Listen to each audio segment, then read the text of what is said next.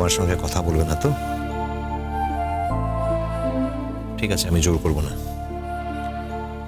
কিন্তু এই যে আমি খাইয়ে দিচ্ছি আর তুমি খাচ্ছ, এটাই আমার কাছে অনেক। তুমি তো আমাকে এটার যোগ্য মনে করো না।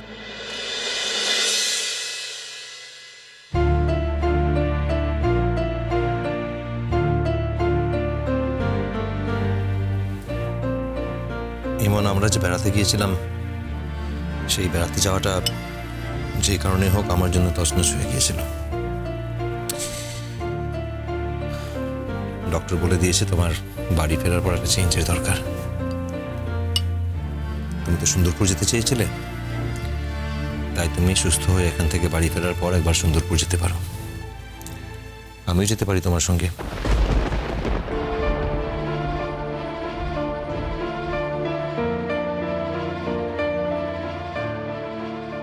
সরি, ভুল বলে ফেললাম, কিছু মনে করো না। আচ্ছা বেশ, তুমি যা চাও তাই হবে। আমি সেদিনই তোমার সঙ্গে যাব যেদিন তুমি নিজে থেকে আমাকে বলবে।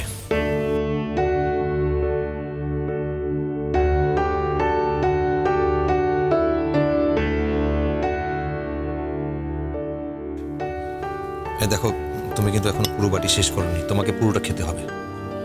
ইমন, তোমার শরীরে এখন কিন্তু স্ট্রেংথ দরকার।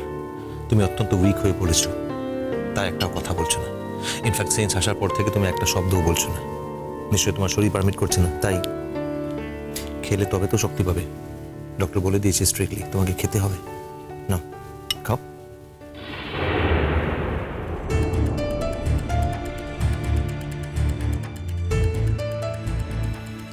এরকম করে না ইমন, লক্ষ্মীটি খাও, এটুকু খেয়ে নাও।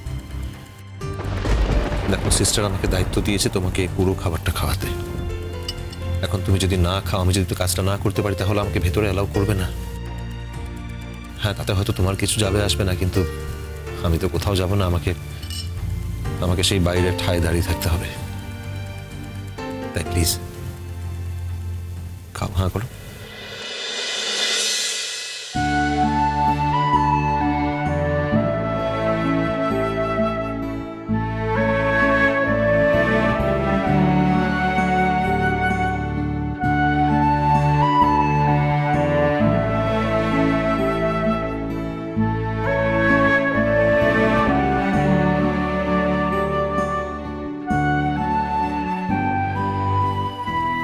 আচ্ছা বেশ, বাকিটা পরে খাবে।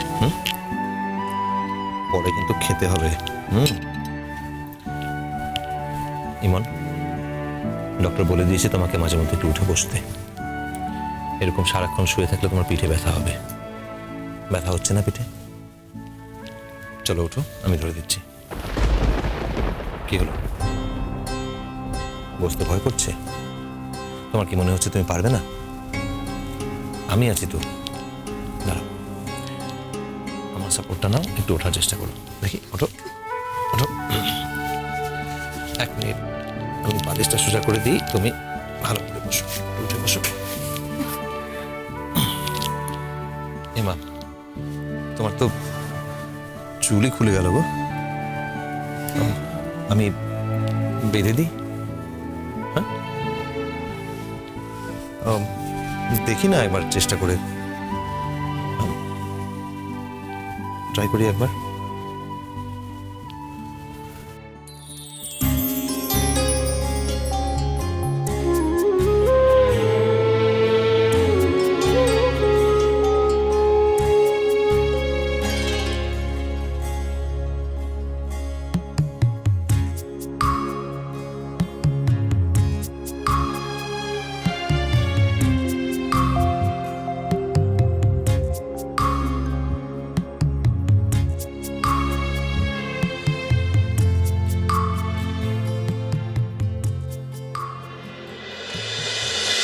আচ্ছা, আমাকে নিয়ে তোমাদের আর ভয়ের কিছু নেই।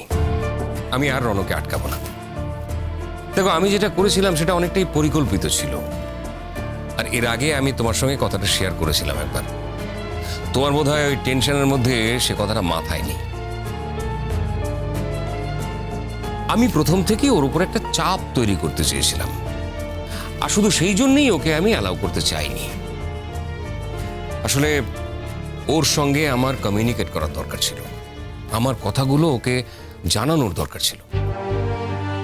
রণ বরাবরই এমন, ও যেটা বলে সবাইকে সেটা শুনতে হয়, বা ও এমন কমান্ড নিয়ে কথাগুলো বলে যে সবাই সেটা শুনতে বাধ্য হয়। ওরও যে কিছু ভুল হতে পারে, ওরও যে কিছু অন্যায় হতে পারে, সেটা হয়তো ওর মাথায় থাকে না। তাই আমার মনে হয়েছিল দিস ইজ হাই টাইম সারা জীবনের মতো এটা ওকে সমঝে দেওয়া যে ভুল মানুষ মাত্রই হয়, ও ভুলের ঊর্ধ্বে নয়। আর সেই জন্যই ওর সঙ্গে আমি এরকম ট্রিটমেন্ট করেছিলাম। তোমাদের কি ধারণা, সেদিন যখন ছেলেমেয়েরা ওকে আটকে ছিল, তুমি যখন ওকে জোর করে ধরে নিয়ে এলে বন্ডে সই করানোর জন্য, তার আগেই আমি ট্রিটমেন্টের ব্যবস্থা করে রাখিনি? তুমি তো অন্তত জানতে যে হ্যাঁ, সেটা আমি করে রেখেছিলাম। আমি চেয়েছিলাম ও একেবারে বাস্তবের মাটিতে দাঁড়িয়ে দেখুক যে চারপাশের রিয়াকশনটা ওর উপরে ঠিক কিরকম। মানুষ অনেক সময় অন্যের আয়নায় নিজেকে বুঝতে পারে, সবসময় মানুষ নিজের আয়নায় নিজের মুখ দেখতে পায় না। তখন তাদের দরকার হয় অন্যের আয়নায় নিজেকে দেখা, নিজেকে যাচাই করে নেওয়া। আমার ধারণা রণর সেই লেসনটা হয়ে গেছে, সম্ভবত সারা জীবনের জন্যই হয়ে গেছে। ইমন আর রণর মধ্যে আমার মনে হয় না আর মেজর কিছু প্রবলেম হবে। তা না হলেই ভালো, আমরা সবাই তো সেটাই চাই। সব থেকে ভালো থাকার কথা যখন ওদের, ঠিক তখনই এই অ্যাক্সিডেন্টটা হলো। তবে কে জানে, হয়তো এই অ্যাক্সিডেন্টটা থেকে ওরা দুজনে একে অপরের আরো কাছাকাছি আসবে, কে বলতে পারে। আমারও তাই মনে হয়, ওদের মাঝখানে যে দূরত্ব তৈরি হয়েছে সেই দূরত্বটুকু ঘুচে যাবে। হয়তো ওরা আগের থেকেও অনেক কাছাকাছি আসতে পারবে। মেয়েটার সবচেয়ে বড় গুণ কি জানো তো অনন্য? খুব সোজা মেয়ে, মাথা উঁচু করা মেয়ে, যার ফলে তেজও একটু বেশি। সেই তেজটা অনেকে সহ্য করতে পারে না, হেরে যায়। তার ফলেই ওকে আক্রমণ করে বসে। মানে আমি আমাদের কথা বলছি। এটা যে আপনি বুঝতে পেরেছেন মেজদা, এর থেকে বড় আর কিছু হয় না। শুধু একটাই কথা, যে ইমন আজ পর্যন্ত একটা শব্দ উচ্চারণ করেনি। এই ব্যাপারটা একটু আনলাইকলি। হ্যাঁ, মানে আমিও সেটাই বলছি, এতটাই উইক হয়ে আছে যে না না, ওই দুর্বলতার জন্য এটা হয়েছে বলে আমার মনে হয় না। সে কি কথা?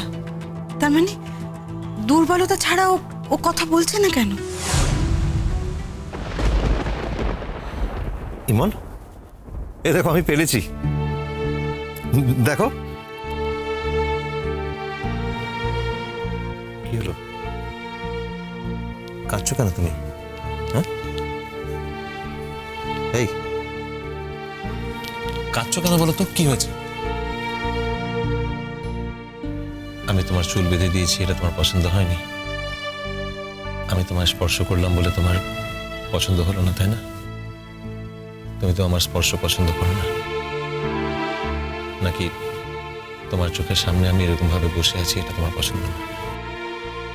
ঠিক আছে, বেশ, তুমি না চাইলে আমি এখান থেকে চলে যাব।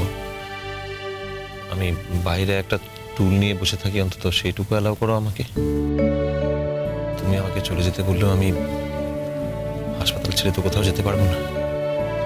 অন্তত তুমি যতক্ষণে না পুরো সুস্থ হয়ে বাড়ি ফেরো, আমি কোথাও যাব না, এখানেই থাকবো, আমি আর কোথাও যাব না।